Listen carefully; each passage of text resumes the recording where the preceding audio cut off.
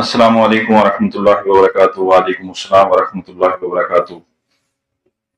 نماز کے بعد کچھ لوگ اونچی آواز سے کلمہ پڑھتے ہیں، کیا یہ جائز ہے؟ یہ بالکل جائز نہیں ہے جی، کسی حدیث سے یہ ثابت نہیں ہے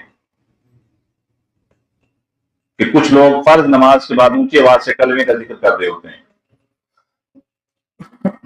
یہ جائز نہیں ہے، نہ کسی حدیث سے یہ ثابت ہے، بلکہ الٹا گناہگار ہو رہے ہوتے ہیں۔ پہلی چیز کہ آپ سارے اس چیز کو ایکسپیریمنٹ کر لیجئے گا،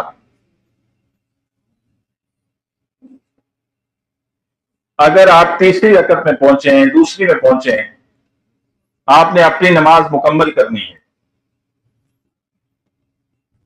پہلے والوں نے اپنی نماز مکمل کر لی، انہوں نے اونچی آواز سے کلمہ پڑھنا شروع کر دیا، آپ کی نماز کی کیا صورتحال ہوتی ہے؟ بھولتے ہیں کہ نہیں بھولتے آپ؟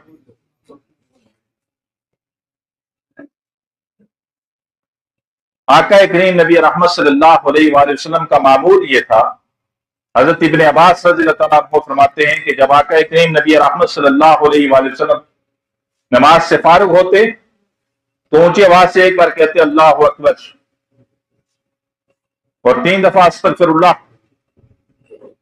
ہم لوگ سمجھ جاتے کہ جماعت ہے، ہو گئی ہے۔